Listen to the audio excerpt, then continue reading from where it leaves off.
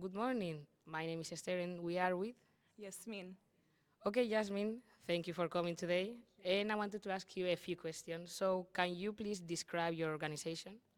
Yes, so I am with the Union of Agricultural Work Committees, or UAWC, in Palestine, and we are an independent grassroots, community-based organization. We work to support and strengthen the steadfastness of Palestinian farmers, peasants, rural communities, fisher people, and all Palestinians as we struggle to remain on our land in the face of Israeli settler colonialism. Okay, wow. A very complete, very complete, very complete. Okay, so how would you describe the state of the right to food in your territory? So obviously, Palestine for over 76 years now has been under or facing Israeli settler colonialism. Yes. And Palestine has been forcibly fragmented by settler colonialism, occupation, siege, and imperialism. And so we know that Israel is a settler colony. Settler colonies, by definition, they aim to forcibly displace, ethnically cleanse, eliminate the indigenous population of a land in order to replace it with a settler population. So at its core, settler colonialism and the Israeli settler colonialism of Palestine is all about the land. Yes, And if it's all about the land, that means it's all about food. true. And so that means that a settler colony, in this case, the Israeli occupation, is going to do whatever it takes to try to force the population, here the Palestinians, us, from our land. And part of that is strategically and tactically targeting the Palestinian food systems. Because if the people cannot sustain themselves on their land, how will they remain? And so the Israeli targeting and disruption and destruction of Palestinian food systems is a core and foundational part of Israeli settler colonial strategy and has been present from the very beginning of Israeli settler colonialism. And we see this right now, for example, in the Gaza Strip with the genocide, where from the very beginning, they have been targeting the food systems. They have completely destroyed it. In the West Bank, they have manufactured severe food insecurity. In the Gaza Strip, manufactured a famine. And so this is all happening while they destroy our infrastructure. They are also perpetuating attacks by settlers and Israeli occupation forces. They are actively stealing land. So we are watching active settler colonialism happen before our eyes. And it targets the rural communities. It targets the farmers. It targets the peasants, because those are the foundations of our communities. Okay, thank you. Then, what actions do you take in favor of the right to food? So, of course, UAWC works towards food sovereignty, and we affirm food sovereignty as a foundational right and a pathway towards liberation. And we're very intentional when we say food sovereignty, not food security, of course, because if we had sovereignty over our land and over our natural resources, we would be food secure. And so our work towards food sovereignty necessitates, achieving food sovereignty necessitates liberation from occupation, liberation from settler colonialism. A free Palestine must happen in order for us to achieve food sovereignty. So UAWC works towards this in a number of ways. We work on the reclamation and rehabilitation of land. We work everything involving water and irrigation systems, agricultural wells, pools. We work on agricultural roads and pathways. We work on greenhouses. We facilitate and support agricultural community cooperatives. We support the production of goods and foods from the products, especially for women and youth. We have an indigenous seed bank where we preserve over 60 types of indigenous heirloom seeds. And we provide these to farmers either free or very low cost. These seeds are, of course, more climate resistant. They're adaptable to our ecosystem. They're indigenous.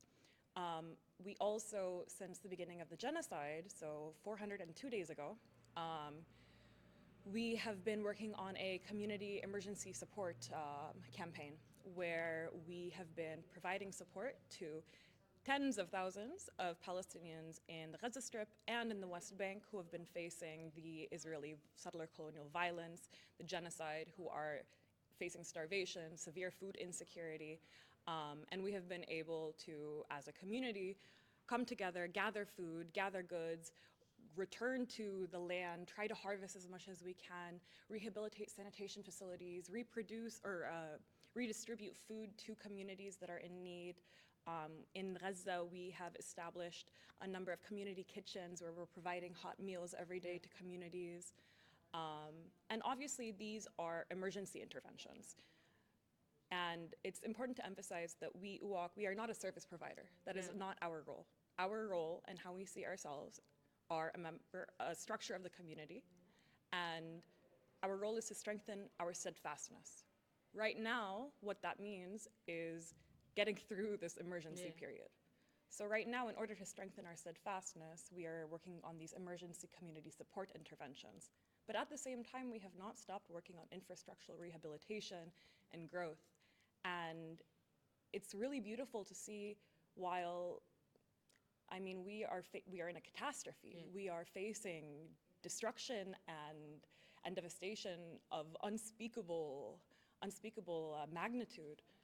But at the same time, our people, we are a steadfast people. And no one exemplifies that more than Palestinian farmers and peasants. And the way that Palestinians are preserving the land, they're protecting the land, they're caretakers of the land.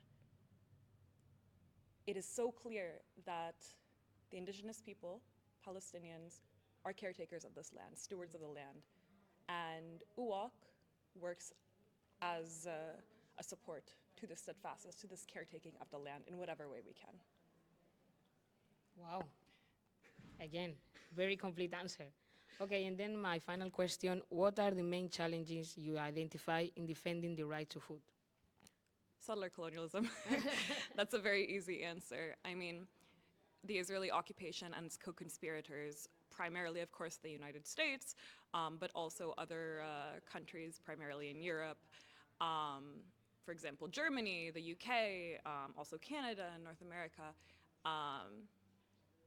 are all enabling settler colonialism, genocide, and the institutions that are in place, you know, purportedly to defend and protect us and prevent these things from happening, either have failed miserably or are functioning as they're intended to, which is to protect the powers of these global north countries, of the imperial global structure. And so the primary challenges are these global structures of imperialism, settler colonialism, capitalism, neoliberalism, all the isms. And of course, all of this is tied to racism and sexism, etc. And so we're facing the same manifestations of oppression that other communities around the world are also facing in different manifestations. And so in Palestine, we're experiencing occupation, settler colonialism. But these are manifestations of the same systems that are oppressing indigenous people and black people in the United States, or the indigenous people in Canada or Australia, or South African apartheid. You know, these are all different manifestations, different ways that these have all happened, but they're all connected to the same global structures. And so in that sense, we always emphasize that Palestinian liberation, achieving Palestinian food sovereignty, our liberation is your liberation is, their liberation is our liberation, is also interconnected. And so the same obstacles or roadblocks or things that are standing in the way of our securing our right to food, of our ensuring and protecting our food sovereignty are the same things that are preventing all people, all oppressed peoples globally from achieving that. And in that sense, our struggle is a global one. It's interconnected, and global and transnational solidarity is truly at the core and the foundation of this struggle for liberation, which is so materially rooted in the land. Well, wow. You work a lot. With that being said, thank you very much for your time. Thank you so much.